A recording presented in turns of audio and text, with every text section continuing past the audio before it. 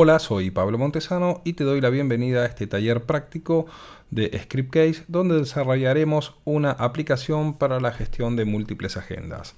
La idea general va a ser que podamos gestionar las agendas, por ejemplo, de un consultorio médico.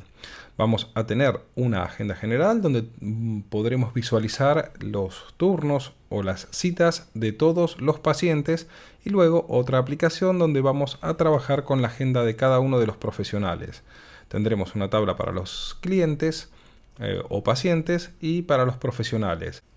El procedimiento será el siguiente. Un paciente va a solicitar un turno, vamos a seleccionar o la agenda general o bien la agenda del profesional, crearemos un evento registrando fecha y hora, profesional y paciente y luego enviaremos el mail con los datos al paciente. Comenzaremos con la creación de un nuevo proyecto para la construcción de la aplicación de control de agendas. Hacemos un clic en el botón de nuevo proyecto, le pondremos un nombre al proyecto. Recordemos que en este campo no podemos poner espacios. Control de agenda, gestión de agendas. Podemos escoger un icono de la base de datos de Scriptcase o bien utilizar un icono propio. Tomaré de los iconos de Scriptcase, iconos. Buscaré un icono en particular. Filtraré por el tamaño, el icono de mayor tamaño de 32 píxeles y escogeré este icono. Ya tenemos de esta manera asignado un icono a nuestro proyecto. Recordemos que la construcción de un proyecto consta de 5 pasos. El primer paso ya está definido. Vamos a ir al paso número 2, donde escogeremos cuáles son los idiomas que va a tener nuestro proyecto. Utilizaré el idioma español y UTF-8 de codificación. Siguiente. Para este proyecto escogeré el tema que tenemos aquí, que es en un color verde. Siguiente. La conexión a nuestra base de datos. Aquí debemos poner el usuario. En este caso, para este proyecto en particular, ya tengo el usuario, el acceso a la base de datos, puedo comprobar que la conexión sea correcta y en los parámetros avanzados también voy a verificar que la codificación sea UTF-8. Ahora haremos el menú principal. Este menú va a ser un menú que lo vamos a ubicar a la izquierda y va a ser un menú vertical. Escogemos la aplicación de menú, crear menú. Y aquí ya podemos ver los ítems de un menú tradicional. Escogeremos un menú del tipo vertical. Vemos la diferencia en el ejemplo. Buscaré un tipo de tema que se adapte a los colores que estoy intentando aplicar para este proyecto. Ok, aquí es un color.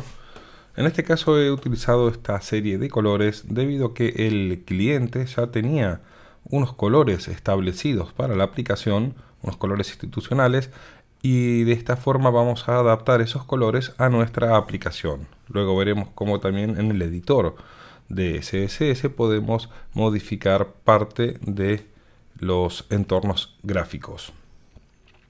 Ya tenemos escogido entonces los elementos, ahora vamos a poner los ítems.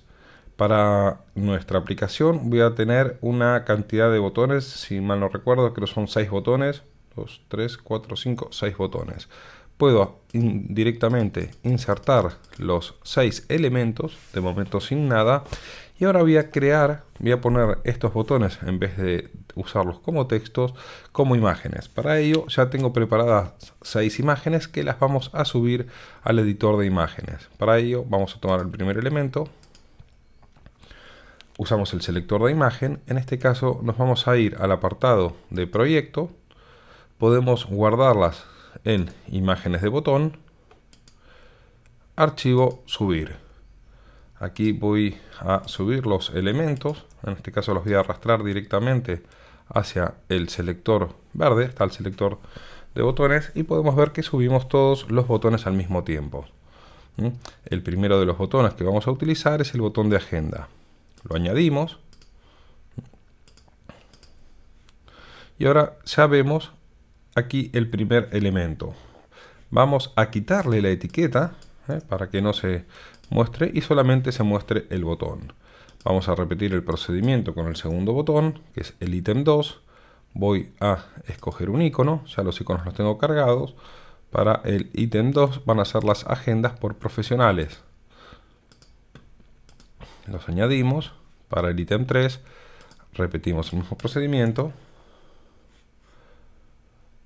Tendríamos el botón para los usuarios. Este sería los usuarios o pacientes en nuestro caso. El ítem número 4 también lo cargaremos. Vamos a poner los profesionales. El ítem número 5 es una ruedita de control para hacer una aplicación de preferencias. Vamos al icono,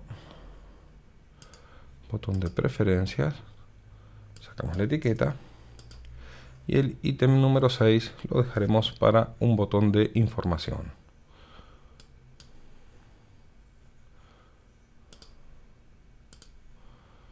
Y sacamos la etiqueta. Ok. Ya podemos observar cómo ha quedado nuestro menú. Si ahora ejecutamos la aplicación, ya iremos, aquí ya tengo el menú con los distintos elementos. Ahora seguiremos personalizando este menú. Dentro del apartado de menú configuración, vamos a ver aquí, vamos a establecer que el ancho de nuestro menú no sea del 100%, sino de 125 píxeles. Si ejecutamos ahora el menú, observamos que ya el menú queda marcado en este ancho. Perfecto. Seguiremos viendo las opciones de personalización que vamos a aplicar. Vamos a desactivar que se abran en pestañas, perdón. Vamos a poner que no se abran en pestañas, de forma que directamente siempre tengamos una única aplicación a la vez. Ahora le incorporaremos un elemento que no lo podríamos definir a través de Script Case en el menú. Vamos a hacerlo con la idea va a ser la siguiente. Quiero poner en esta parte de aquí arriba un título que diga agendas. Dado que el menú no tiene esta personalización, para ello nos vamos a ir al evento onLoad. Y aquí en el editor de códigos vamos a, en primer lugar, cerrar las etiquetas de PHP. Volvemos a abrir etiquetas de PHP y todo lo que pongamos aquí en este caso va a ser etiquetas de HTML. Comenzaré poniendo un div con una clase que aún no tengo definida. La clase la llamaré titMenu y con un párrafo que ponga agendas. El siguiente paso va a ser definir las etiquetas de estilo. Para ello vamos a utilizar una etiqueta style. Recordemos que tenemos que siempre cerrar la etiqueta. Y ahora dentro de esta etiqueta vamos a poner la clase CSS que vamos a utilizar. En mi caso, en este caso en particular, voy a copiar la clase que ya la tengo creada. Tengo una clase denominada titMenu, que es la que estoy utilizando aquí, donde defino un background, le pongo un ancho de 115 píxeles, el color que voy a utilizar para el texto, la posición la pongo en absoluto y el z-index en 1000. Luego aquí le diré que dentro de ese rectángulo que estamos aplicando, que es este contenedor div, vamos a poner que el texto salga centrado y que no tenga márgenes. Si esto lo ejecutamos, ahora podemos ver que ya el menú aquí se va adaptando. Vamos ahora a corregir para que quede un poco más de separación en este apartado. Y este ancho para que sea un poco más y que justo coincida con nuestro ancho de menú. Ya tenemos el título con el ancho correcto, vemos que está agenda, pero ahora vamos a desplazar este elemento hacia la parte hacia abajo para que quede un poco más de separación. En este caso vamos a utilizar el inspector de código. Esto, dependiendo, cada navegador tiene su propio inspector de código. En este caso estoy utilizando Google Chrome. Presiono el botón de la derecha, inspeccionar. Este es un potente aliado para los desarrollos que hagamos en Scriptcase. Aquí podemos ver todo el editor de códigos. Simplemente tengo que buscar cuál es este elemento contenedor para establecer un margen. Para ello podríamos seleccionar, busco un primer elemento, lo marco y ahora voy a ir buscando los elementos superiores. Puedo hacerlo por este contenedor o bien ir subiendo por aquí hasta que encuentre un elemento. En este caso he encontrado este elemento, es un div que se llama SC Scroll Fix y vamos a ver qué pasa si le ponemos un margen aquí. Puedo hacerlo en el editor mismo, aquí en este apartado. Le voy a poner que le queremos establecer, por ejemplo, un padding top de 10 píxeles. Al poner los 10 píxeles vemos cómo se produce esa separación.